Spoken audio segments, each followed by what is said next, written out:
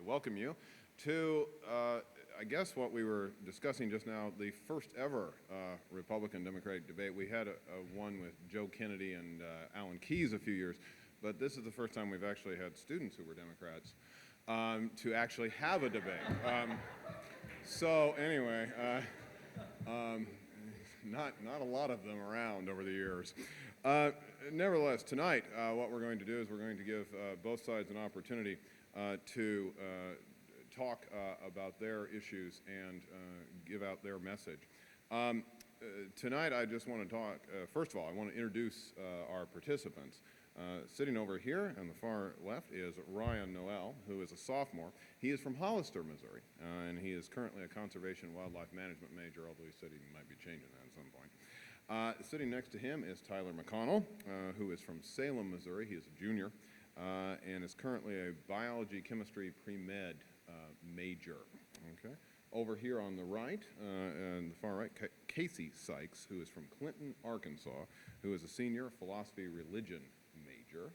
And sitting next to her is Daniel Seitz, who is from Branson. He is a sophomore, and he is a sociology major. Tonight's format is going to be as follows. We're going to have, in just a couple minutes, we're going to have some opening statements from the gentlemen. Each side will get an opening statement. It was determined by coin flip that the Democrats would go first. And then we're going to have questions from me. We're going to cover a variety of issues, 5 main issues, because we do hope to get this in approximately 55 minutes. And then we're going to have a question, a response, and then a rebuttal. So if I ask a question here, they will have 2 to 3 minutes to answer the question, then a response, then a rebuttal from that. And then finally there will be a closing statement from each side. At this point, I'd like to ask you to turn off your cell phones if you happen to have a cell phone with you, so that we can go through this. And since it's the Ozarks, you might want to holster your guns, etc. Anyway, all right, at this point, I will ask for the opening statement to be given by the Democrats. Hey there, guys. Welcome to the first and possibly only debate that will ever be held here at C of O. Kind of like Professor Heap said, we're kind of in the Coliseum right now, or at least that's what we feel like. You guys are the spectators, and we're the gladiators getting ready to be torn apart by lions. But it's definitely an uphill battle tonight. I imagine probably 90% of you out there probably going to vote for McCain, and that's fine, just as long as you go out and vote, really. We're just here to present the fact that there is diversity on this campus, and not everyone belongs to that one single group. So first of all, I'd just really like to thank Dr. Dalton of the College Democrats. He's our advisor for putting this together, and also Kurt McDonald, advisor of the College Republicans. So if you guys would give them a hand, that'd be really...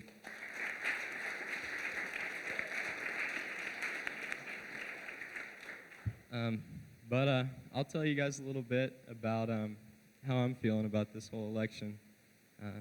I think, personally, that this election may be the most important one I will ever vote in, and I'm really excited about it. I'm really excited about the outcome. Hopefully it'll go our way, but whatever happens. But this is something you all can be a part of. And I personally feel like here in 2008 that we have a chance to elect a real, compassionate intellectual who epitomizes the American dream. He wasn't born with a silver spoon in his mouth. Barack Obama has worked for absolutely everything he has, sheerly by academic performance, pretty much. This is a chance for us to fix the last 8 years, which have tarnished our reputation around the world. The Economist has a worldwide poll of who they would like to see win the next election, and upwards of 95% of the world's inhabitants outside of America would vote for Barack Obama if they had the chance. Now, I think that says a lot about where we are right now. Our country's more divided, but that's just something to think about. So this is also a chance to show the world that we're an open-minded country with a tolerance for those different than ourselves. Do you have anything you wanted to say, Noel? Like you said, it's an important election. It's good for you to all get out there and vote. Like you said, again, 8 years of economic failure, wars, and I'm running out of time, so I'm just going to leave it at that. All right, thank you, gentlemen. From the Republican side.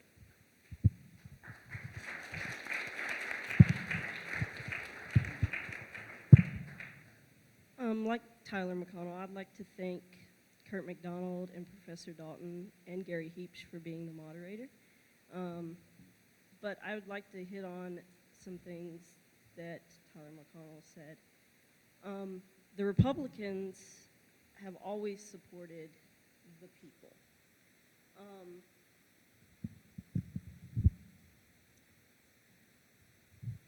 Because we had a president named Abraham Lincoln who was quoted as saying, "For the people, by the people, and of the people." He understood that our government is a representative republic and that it is not a socialist country. And Obama's plan to tax the 5% of Americans is socialism because he's giving handouts to 40% of Americans that don't even work. That is not Robin Hood-ish at all. Because Robin Hood took from a government that was oppressing its people by taxes, not people that hired people. Also, since we know who has elected us and we work for those people, we understand the Christian values that shaped this country. That's why we oppose abortion and gay marriage. And we are for smaller government as well, and we believe that the states should have the final say in anything that is not mentioned in the Constitution. Let me mention something real quick, just in I guess kind of a pre-rebuttal to my opponent. Barack Obama's tax plan is a punishment to those of us who want to achieve the American dream. I'm going to law school after this, and I'd love to make over $250,000 a year. It'd be great. But if you go with Barack Obama's tax plan, that's going to put you in the next bracket. And you're being punished for achieving that American dream. So let's talk about Obama being the candidate for the American dream. He's the candidate that wants to tell you, achieve your dreams, but don't aim too big, because that's wrong. You don't want to be too rich, because then you're against the poor. So we need to really examine these things and definitely see, who really sponsors the American dream, who really wants the American dream. And as we'll find out tonight in this debate, it is not Barack Obama. All right, thank you. Tonight's format is going to include questions on 5 main issues: the economy, foreign policy, cultural issues, the energy and environmental issues, and then finally healthcare. These questions are necessarily broad because of our time constraints, but I will begin with the question about our economy. And this begins, the Republicans get the first crack at this.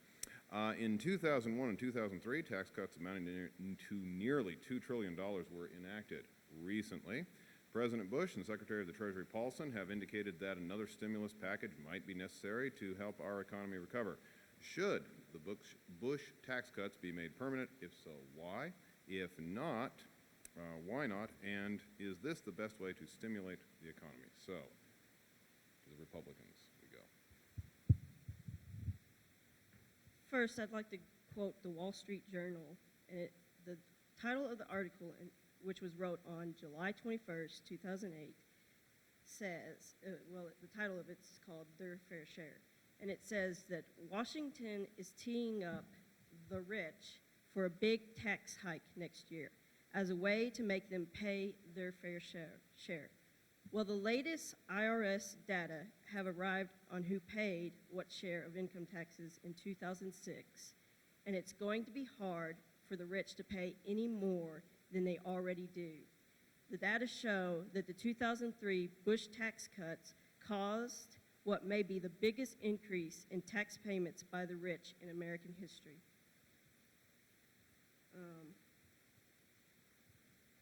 And the most amazing part of this story is the leap in the number of Americans who declared adjusted gross income of more than $1 million from 2003 to 2006. The ranks of U.S. millionaires nearly doubled to 354,000 from 181,000 in a mere 3 years after the tax cuts. So, as Republicans, we support tax cuts, and we think the Bush tax cuts shouldn't be made permanent because we have a long-standing history of lowering taxes, and it has proved to be better for the economy. For example, Ronald Reagan made a 3% tax cut across the board, and he even continued this after the stock market crashed in 1987. He didn't offer a bailout, so we are against the bailout as well. And the stock market rebounded 2 months later because of Reagan's tax cuts. And we have seen the biggest boom in our economic history ever because of those tax cuts.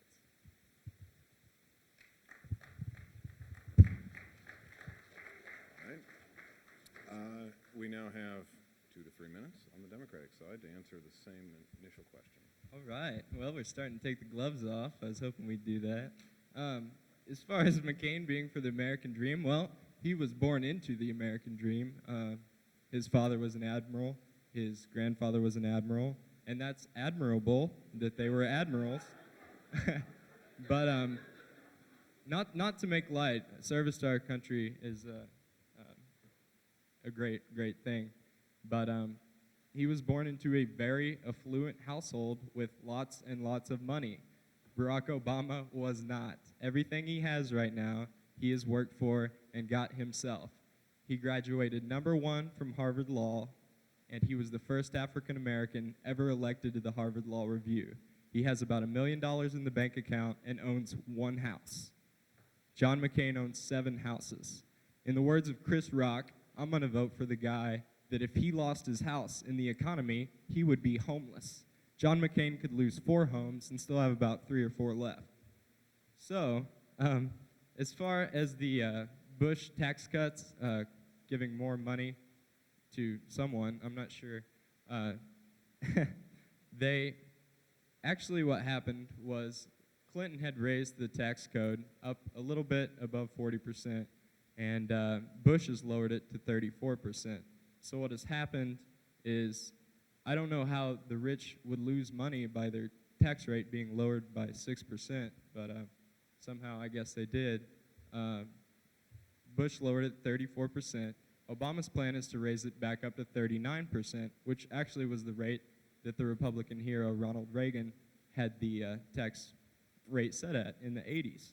So the richest 5% of the population have pocketed almost half their income under the Bush tax cuts, and the other 95% of Americans have seen their income stagnate or drop significantly. The average CEO is paid 300 times the typical worker's pay. Here's kind of just a cool example for you guys. I thought this was cool. If you took the average income in America and juxtaposed it to average height, the average height of a person would be about 7 foot. The smallest person in America would be 16 inches tall, and the richest person would be 570 feet tall. Now, I don't know if you guys think that's particularly fair or not, but that doesn't really seem like taking care of the poor, which was a tenet of any decent human being. If you are 570 feet tall, you can stand to lose a couple 250 feet and still be about 200 foot taller than anybody else in America. So, Thank you. And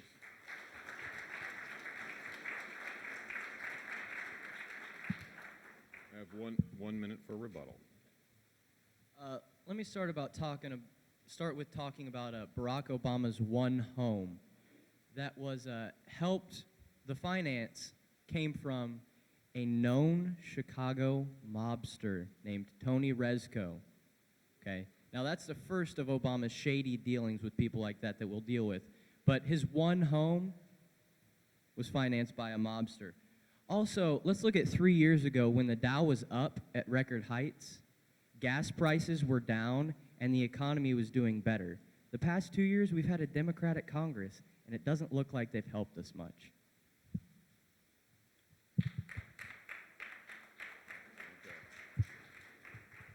Okay, they also get a 1 minute now rebuttal. Okay, as my opponent said earlier about the socialism, I have to go back to that, I'm sorry. If Barack Obama is a socialist, would that not make Ronald Reagan a socialist, who came up with the earned income tax credit?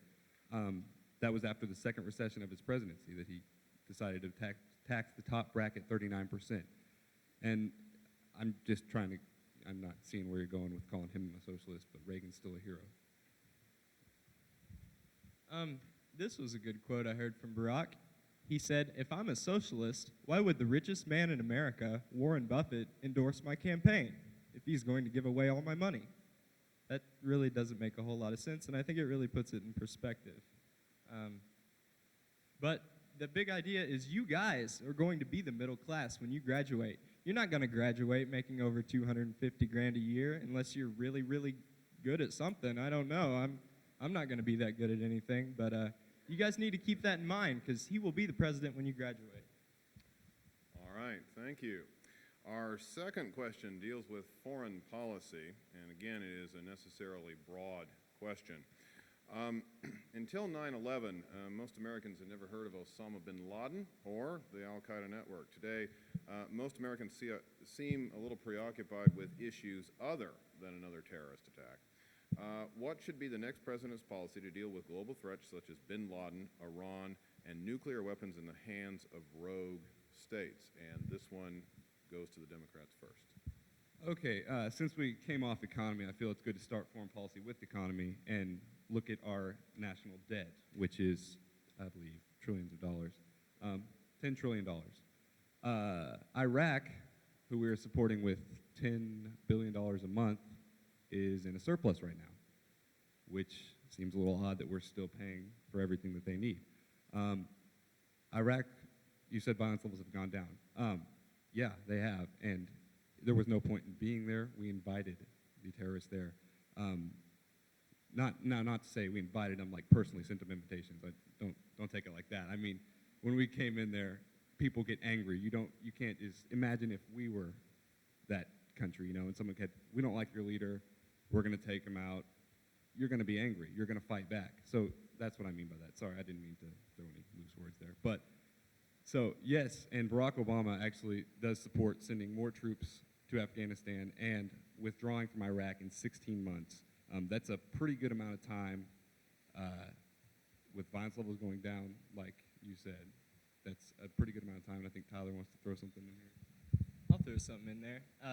Let's see. The guy that knew the most about the Army, a general, Colin Powell, you guys might have heard of him, but he kind of endorsed Barack Obama last weekend.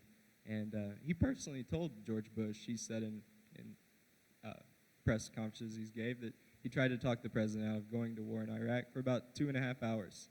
But it wasn't any use. And I could talk for an hour tonight about what's happened in Iraq and how it's not exactly what we had hoped for.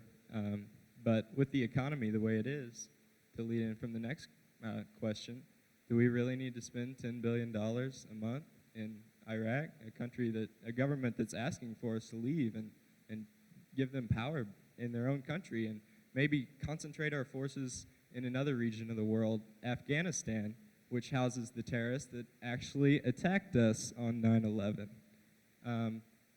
It makes sense to me. I don't know, maybe I'm just really off there, but if someone attacked me, I would go after that person, not just someone else that had nothing to do with that. So, maybe my logic's flawed, but it lets me sleep at night. Let's see, what else? You got anything to add? Anything at all? What else we got on that sheet? Oh, 15 seconds, so I'll try to get this in.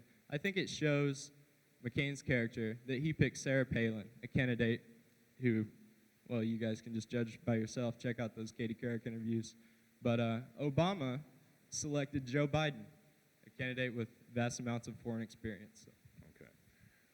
I should point out that the question didn't say anything about violence going down in Iraq, just to let you know, but I'm sure the Republicans will bring that up. So you have now 3 minutes. All right. Well, the first thing I want to address is how my opponent so eloquently said we invited terrorists into Iraq. So if we invited terrorists into Iraq, what's Barack Obama doing? Is he going to sit down to tea with them? Because he said that he wants to have open discussions without prerequisites with Mahmoud Ahmadinejad, the leader of Iran. Iran is a known state that harbors terrorists. We know it. And he wants to sit down and talk to them without putting any precursors on them. Now that's called inviting terrorists. And that's inviting terrorists into our backyard. All right, let's talk about a foreign policy plan, though, to try and deal with the question that was actually asked. How are we going to deal with terror over the next 4 years? Well, there's 6 steps to doing that. First, the best defense is a good offense. Keep the war over there. Because I don't know about you, but I don't want to have to be fending terrorists off of my back porch. So let's keep the terrorists in their holes and make them hide from us. Have that offense that we've got right now so they're not coming over here because we haven't been attacked. All right, number 2, use all the tools at your disposal. Don't put all your eggs in one basket. Don't put all your stock in one resource. Use those troops that we have over there. Use everything we can to get the job done instead of just focusing on one point. Go to the source. You know, guys, we can shoot at guys wearing turbans and holding AK-47s in Afghanistan all day long. But if we're not going to the source, these havens for terrorists, if we're not telling them what to do, we're going to have an extreme problem. We took North Korea off the list of states that sponsor terrorism because we didn't want them to have nukes. You think that's going to stop a terrorist from making nukes just because we take them off of some piece of paper? You know, we got to make them know that we're not going to take this lightly. Number 4, remember we have friends in every country. And I'm sure that in the rebuttal they're going to say that all the other countries hate us. But we still have allies. And those allies are the people who want to be free from tyrannical rule. I guarantee you the North Korean citizens don't like the fact that they're being oppressed. Let's see. Number 5, do the job even if our allies lose the nerve. Just because someone else wants to say, whoa, let's back up and not do that. If it's going to protect the United States, that's what we need to be worried about, not anything else. Number 6, and finally, psychological combat is just as important as physical. We need to make them scared, and they need to know not to mess with us.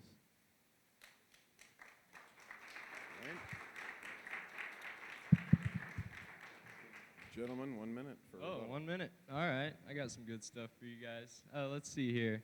The terrorists on our back porch, well, they must be just over the horizon because I can't see them yet.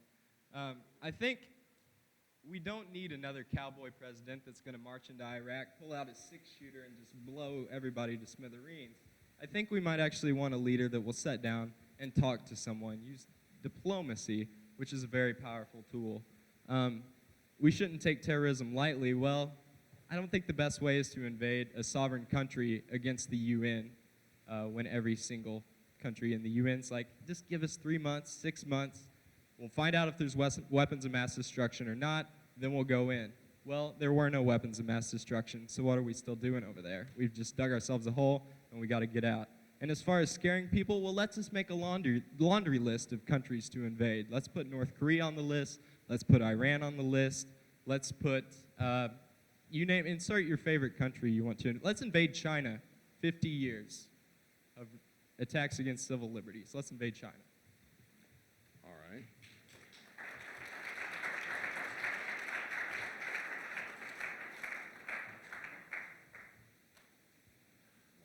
All right, well, my opponent said that he can't see the terrorists yet because they must just be over the horizon. Well, if we elect Barack Obama, obviously a new day is dawning, so the sun's about to come up and you're going to see him. We don't negotiate with terrorists. You don't give in to a terrorist's demands. Just like a policeman doesn't put his gun down in a situation in the field, we will not negotiate with terrorist states. We're the United States of America, and we're still here because we don't do that. As far as waiting on the UN to tell us what to do, I'm not going to wait on any conglomeration of countries to tell me how best to defend my country. We know what's best for us, and that's what we need to do, is what's best for us. Now, not saying we need to go crazy and be evil and take over the world, but if someone is going to attack us, we need to take the necessary precautions so they don't do that.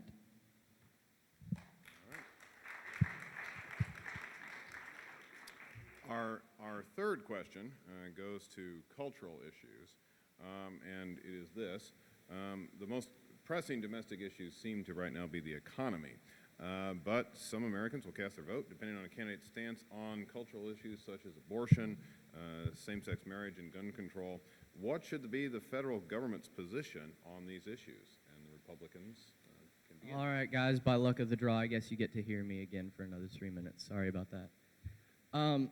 Let's talk about abortion real quick. In the United States, we have 1.3 million abortions per year. If we break that down to per day, it's 3,700 a day.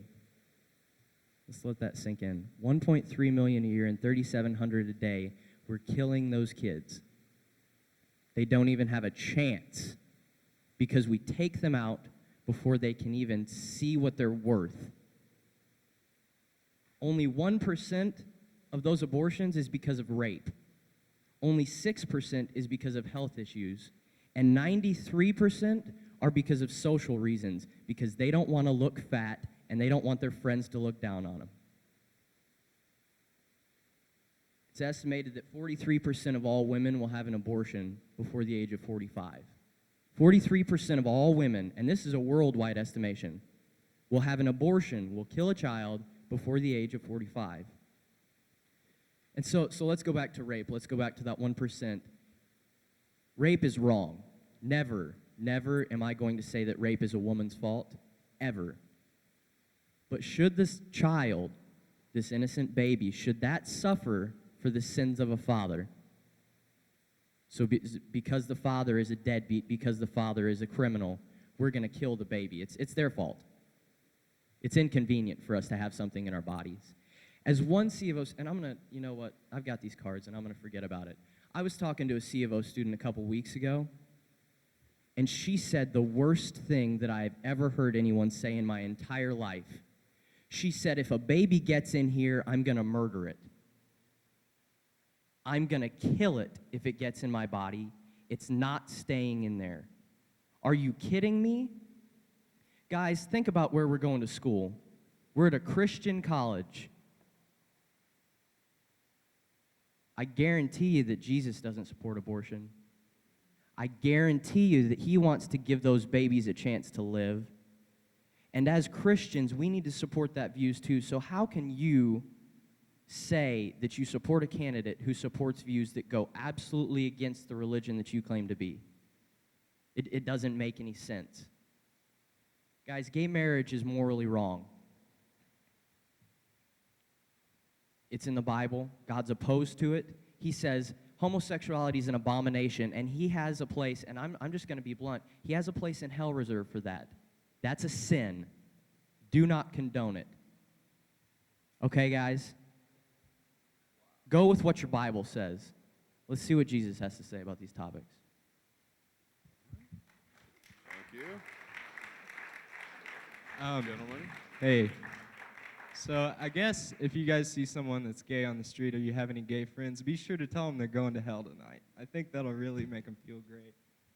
I'm sure Jesus would have done the same. But this is a quote from Mr. Sykes over here in the paper. If we read our Bibles, we'll see that the liberal views are not something Jesus condones, and we shouldn't either. Well, if you read Matthew 25, you might see a few liberal views that Jesus had. I'll start out with the first. He was talking about the sheep that will get to enter the kingdom of heaven. He said, the people that will get to enter, this is why. Because I was hungry and you fed me. I was thirsty and you gave me a drink. I was homeless and you gave me a room. I was shivering and you gave me clothes. I was sick and you stopped to visit. I was in prison and you came to me. Now those are some pretty liberal democratic issues, and those are Jesus' own words. So abortion, I think it definitely deserves a seat at the table in your mind when you're going to vote on November 4th, but I don't think it deserves every chair. I'm personally totally against abortion, but just because you're not pro-life doesn't mean you're pro-death. I'm not pro-abortion. I don't go around strangling toddlers or anything like that. We just believe that it shouldn't be the government's right. It's not the government's place. You can't anticipate every single circumstance that will rise up. Sarah Palin said she's against abortion even if father rapes her 14-year-old daughter. Now, I think that's that girl's decision. That's going to affect her life, definitely. And the fact that a government will come out and say, you do not have that decision. I think that is, in the words of Obama, it's best left up to that individual to consult with their priest, their pastor, their spouse, their family members, and make that difficult decision themselves. Because no one is pro-abortion. And as far as the social issues, it's not people aren't having abortions because, oh, well, what will my friends think of me? Maybe some are, but not all. The social issues is because people are probably too poor to take care of a child. So if you really want to stop abortions in this country, we have to end poverty, and we have to do absolutely everything we can to do that. And that's a democratic ideal more so than a Republican ideal. And also, to add to that, if we do outlaw abortion, I think we'll go back to the 1920s, where we had back alley abortions, where women were having abortions with whatever they could find. Coat hangers, knitting needles, broken beer bottles, you name it. Abortion will never go away. We've outlawed drugs, and people still do drugs. If we outlaw abortion, people will still have abortions. It just won't be sanitary, and it won't be safe. All right.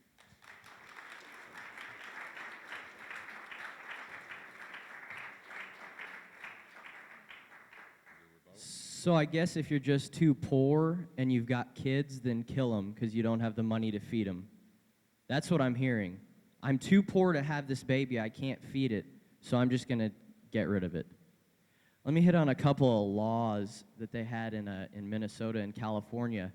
A lady was pregnant and she was taking drugs, and they charged her with child abuse.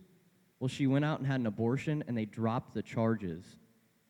So you're abusing your child if you're taking drugs and you're pregnant, but you can kill it, and it's okay. The Lacey Peterson law protects pregnant women. If you kill a pregnant woman, then you get charged with a double murder if the baby dies too. But if you just kill the baby, it's an abortion. It's all right. Back to the economy, you're killing your tax base. You know, if we hadn't caused all those abortions in the 70s and 80s right now, maybe our economy wouldn't be in a recession.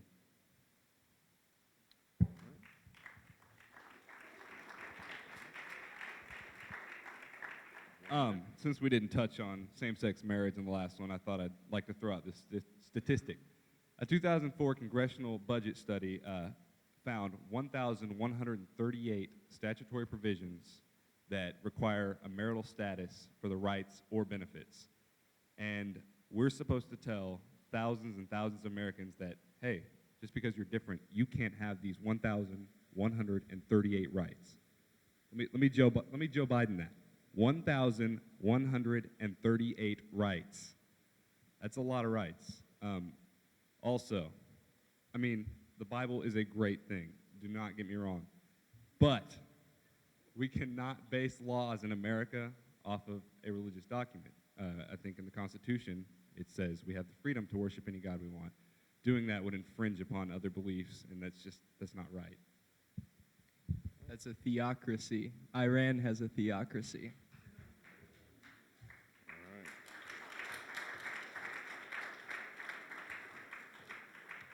right. Our next area deals with energy and the environment.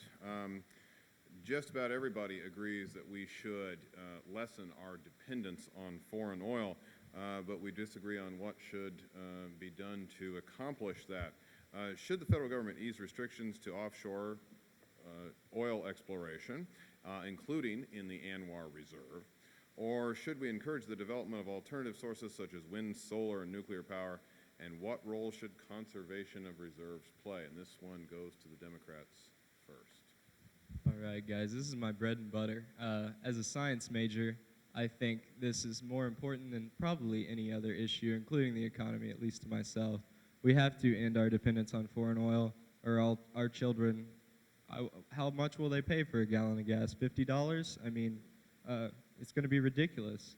So in our current energy crisis, we have to play every card that's on the table. But a few are riskier than others.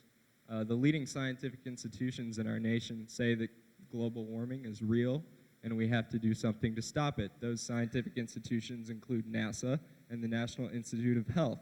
Now, I don't know if you guys think the scientists at NASA are very smart, but I imagine they're probably not basing this off a dice game that they played. They probably have some real hard scientific evidence to back this up. So we need to end this. We need to do everything we can to make sure that the future of our planet is secure for our children. Obama has a great plan to invest in alternative energy over the next 10 years. He plans to spend $150 billion. He calls it the new Apollo program. And he usually quotes JFK. He said, when JFK said we were going to the moon in 10 years, nobody was quite sure how we were going to do it. But we understood that if the American people make a decision to do something, it gets done. If the government will throw enough money at research and development for alternative sources of energy such as solar, wind, biodiesel, even nuclear, as George Bush said, then we will get this done, and it will get accomplished, and it will be the greatest thing. It will entirely revitalize our economy, create hundreds of thousands of jobs. It will replenish the environment. So it's something that needs to be done. Definitely. Obama plans to reduce carbon emissions by 80% by 2050. That's part of his plan. But just to juxtapose, I love that word, juxtapose with John McCain, his campaign is presently being run by the CEOs of major oil companies and lobbyists. So what do you guys think is going to happen if he's president of the United States?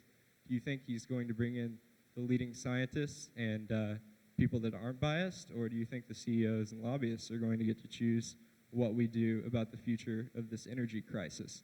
Barack Obama graduated #1 from Harvard, as I said, and he will surround himself with the brightest and best, most intellectuals in this entire country, the leading scientists, the leading environmentalists, and we will end this once and for all. We will actually make progress. He's actually talked about creating a science advisor and a technology advisor who will become part of his cabinet and actually help him make decisions. So I think he is definitely the brighter and better candidate on energy.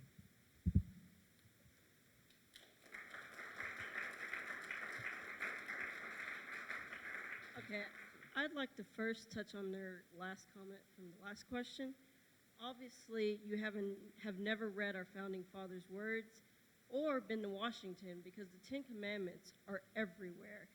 And the ACLU has been trying to take them off public grounds for years. And to the energy, I think we should do both.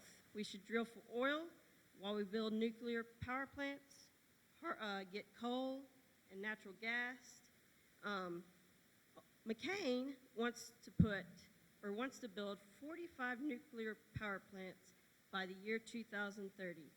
And 20% of our energy comes from them right now. And one of them is in my home state of a city near my hometown called Russellville. And the French right now have 80% of their power coming from nuclear power plants. And we, America, the greatest nation ever in the world, aren't using nuclear power, and the French are. And back to coal, coal can be clean because we have the technology to make it cleaner. We did not have that technology when we used it before for several things, power our trains. I mean, we used it for a lot of things. McCain's plan will provide 30,000 jobs initially and more. And then natural gas is abundant. If you travel to my hometown, they're drilling for natural gas like gold. And it's environmental safe. I've seen them drill for it. And they use a machine that goes underneath the ground and drills a hole. It doesn't cut down trees or nothing like that. And McCain wants to give incentives to companies that try to help the environment. He also wants to make the EPA part of his cabinet. And in regards to the role of conservation, I think it's the people's responsibility as well to do their part. For example, turn off lights when you're not using them, or commute with others. Why do we have big RVs when we could go camping like we used to with tents? Recycle. Don't throw your trash and cigarette butts on the ground.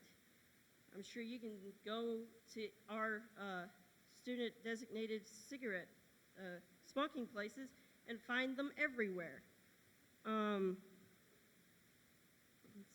And then if you have to make several trips to town, make one. We all have to do our part. 1 minute rebuttal. Oh, man. I had a thought. I don't know if I should say it or not. Well, I will. Maybe the next president should just tell everyone just to make one trip into town, and that will really help solve the energy crisis. So, well, you talked about the French, and I know you guys really like the French over there on the right. But I also think that's incredible that you talked about how their nuclear program is a great idea, and it is. And Obama has said that nuclear power should be part of the plan, but we need to diversify and have as many different plans as we possibly can, because this is a huge problem, and it's going to take huge solutions and huge government sanctions. So as far as oil, drilling as much as we can drill and drill and drill and drill, and it'll help for a while, but it's a finite amount. There isn't an unlimited supply of oil in the ground, so we have to come up with some new way to power our country. Okay, 1 minute. Notice that I didn't mention just drilling for oil. I said that we should use nuclear power plants, coal, natural gas, and any other form, wind, solar. I think we should use solar and wind, but that's not enough, because wind, you're going to have to build a lot of wind power fans to just power, and I think we should do everything to make ourselves what America used to be and not depend on foreign means. All right. Our final question tonight deals with health care, which, of course, is one of the more pressing concerns for many Americans. And here's the question. Should the federal government guarantee every citizen access to affordable health care? And if so, then how can it be accomplished? To the Republicans first. The question that I would pose to that, because it's in this election, a Democratic view that everyone should be given, the health care issue. How are you going to pay for it? Are you going to raise taxes on just the billionaires to pay for that? Are you only raising it on the top 1% there? Are you going to have to raise it on the middle class like you say you don't want to? So it doesn't really make any sense to me. You see that with a lot of economic policies there. All of these tie into each other. healthcare, the economy, education, all of it. It all ties in because how are you going to pay for it if you're not raising taxes on everybody and you're just raising taxes on the rich? It doesn't make much sense. First of all, healthcare is a responsibility as much as it is a right, and the problem right now, it goes into welfare also. We've got a lot of people who aren't working and who aren't even trying to work, and so we're gonna pay for them to get government health care. Socialized health care like that is being done in Canada right now, and the Canadians come across the border to get our health care because they can't get anything. It was funny. I went and saw An American Carol, which is a funny little movie that came out. It's a political movie. And they've got a scene in there with people going to Cuba for socialized health care, and this rich family says, oh, we're going to get our health care here and all that. And they show people in a line, and they're just tossing pills out to them. And while that's not really what happens, let's think about it, guys. If we're paying for everyone to get health care, how are we going to be able to go after everyone's needs individually if we socialize health care? How are we going to be able to get to everyone in time? A lot of people don't have the time to wait for that socialized health care to kick in. Back to the welfare issue. The average person on welfare has 2 cars that are over the year 2000 and cable TVs in their house. What that shows me is they're not using their welfare money for their welfare. They're using it for their entertainment. And so the same people who aren't using their welfare money right now for welfare, we want to pay for them to have free health care because they can't afford it. Well, I guarantee if they got up and they stopped watching cable TV and went out to get a job, they could probably pay for their own health care. Okay, gentlemen. Well, I was raised in a Republican home predominantly. My father was a Southern Baptist minister, and I heard certain things like that growing up. They're all stone slackers sitting at home on welfare, not even going to work, And I really believed it for a long time because that's what my father told me, that's what my mother told me. But then I did some research, and there are people out there, guys, that are genuinely in need. They're not just sitting at home watching cable television. They need someone to help them. And Ryan had a good little story. You want to share that with them? This is going towards back to the socialized health care. So we're saying by making healthcare a privilege as opposed to a right, that let's say the CEO of this oil company, his kid, he falls out of a tree and breaks his leg or something, and he's going to get treated, no problem, because his dad's got money. But then we've got, Joe down the street. I don't, hate using Joe, but Joe down the street who is a manager at McDonald's, and his daughter's got leukemia, and he can't afford her radiation treatment. Why is it right that the guy who has more money, his son with a broken leg, is treated over a girl who is dying, a young girl? Like, I just don't see how you can see it as a right. Stole the mic from Ryan there. He brought up that movie, which is a parody. It's not fact. But a lot of people hate Michael Moore, especially conservatives. But he made a movie called Sicko, and I think you guys should really check it out. He does go to Cuba, and shows their healthcare system, which is, I won't say better than ours, but they actually treat their citizens. He also went to France, which is really, really interesting. There was a certain couple. They were one of them. The woman was French. The husband was from the United Kingdom, and they went to France to have their child. They spent 9 days in a hospital room, had a C-section. She had a C-section. The baby was delivered. Do you know how much this cost? $190. Do you know how much that would cost in America? Literally thousands and thousands of dollars. I mean, it's crazy that we are one of the richest countries in the world, and our healthcare is ranked 39th. 39th. There are veterans out there that can't get treatment, even though they served our country. I mean, it's ridiculous. The overhead for doctors is 60%. The overhead in Thailand is 6%. It needs to be fixed from the bottom up so that we can treat everyone, because healthcare is a right. If your kid's sick, he should be able to get treated, even if you're not the wealthiest person on the block.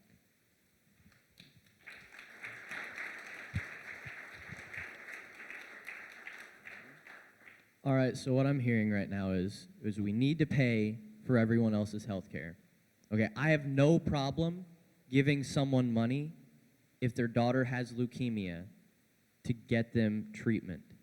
My insurance agent, actually, Dale Sanders, his son, Ryan Sanders, has a son who had a rare form of cancer and had to go to the hospital for that. I know how it works. I've seen these situations. I've been to inner city St. Louis. I've been to the slums, and I've seen how these people live, and I know how rough it is. But when we talk about paying for other people's health care, we talk about a lot of things, and it goes back to other issues too. It goes back to the abortion issue, because we're also paying for that, because socialized health care is going to pay for all those health care needs, including abortion. So you're asking me to pay for something that I'm morally opposed to, and I'm just not going to do it.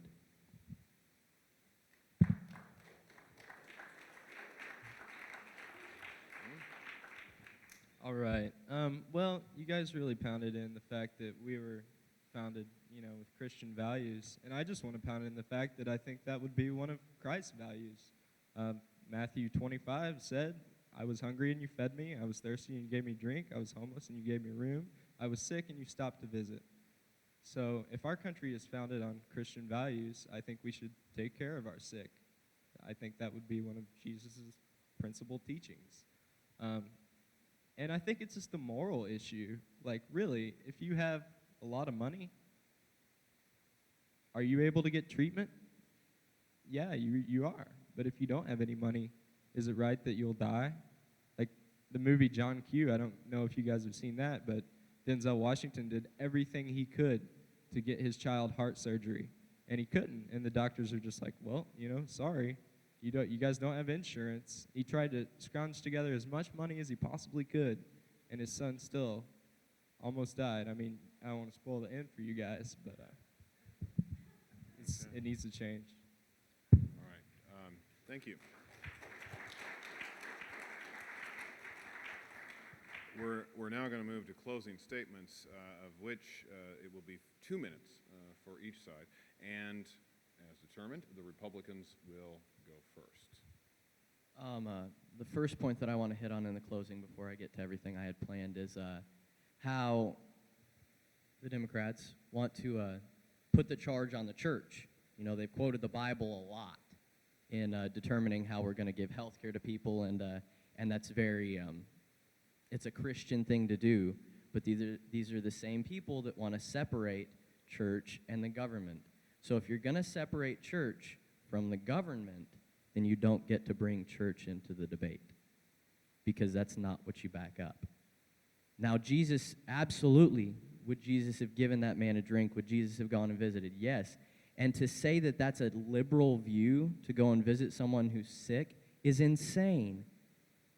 That's ludicrous. That makes Republicans out, and what they've tried to do is to make Republicans out to be a bunch of snooty rich people.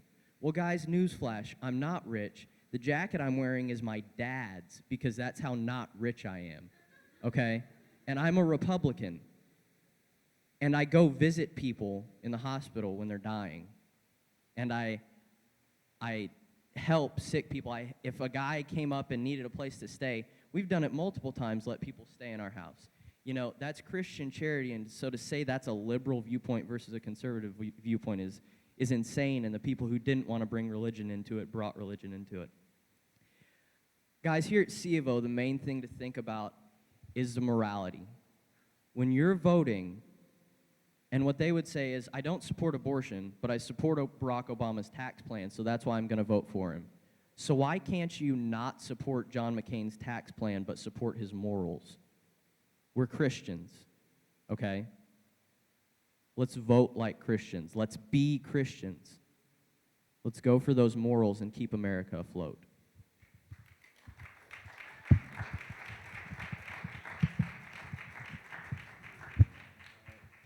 I'm going to follow Mr. Sykes' lead and stand up here. If you guys, I mean, they said we brought religion to it a lot. If you want to take religion out of it, that's fine. Take religion out of it. I don't imagine you'll find a single religion around the world that would say that it's okay to see someone dying of a terminal or any sort of illness, not necessarily terminal, but some illness that can be treated, and you don't help them. Like, there's this some deep-seated moral, it's wrong. We need to, if we're able to help those people, we need to help those people. But I'm going to try not to focus on the negative. I'm going to try to focus on the positive. The election's coming up November 4th, and while this is predominantly a Christian school, and I consider myself a Christian, just because I'm a liberal, I don't think that makes me not a Christian. But I believe this is extremely important. And like I said, you know, John McCain's morals, I think abortion deserves a seat at the table when you step in to vote, but I don't think it deserves every chair.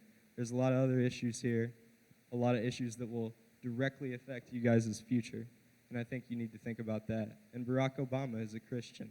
He's not a Muslim. He's not a terrorist. He's a Christian. He's said it hundreds of times, and his morals, I don't think, are that different than any of ours, really, or at least mine personally, and I consider myself a Christian, and I love Jesus with all my heart. So I don't think there's anything wrong there. How about you, Noel? You got anything to say? I've summed it up. Well, I'll ramble a little bit. I got 30 seconds. Let's see. I'll be like a politician here. I want to really pound home. This is, they don't do this on TV because it's playing the race card. And I'm not saying you guys should vote for Barack because he's black. I'm definitely not saying that. That is no argument. But I got cut off there. And, Well, can I please finish that thought? Just please. Can I please finish that thought? no. This All is right. the danger of rambling, is that you get midway through a thought and you get cut off. First of all, I'd like to thank all four of our debaters tonight. So can you join me in that? And I will just quickly remind everybody that the election is this Tuesday, and for the students, there is still time to vote, and we do have people who can notarize an absentee ballot, I believe, on this campus, especially in the Dean of Students' office. So if you're from somewhere and you know you're going to have classes on Tuesday, thinking you can't vote, no, you can, by absentee, and it can be notarized. So go out there and vote on November 4th. Thank you and good night.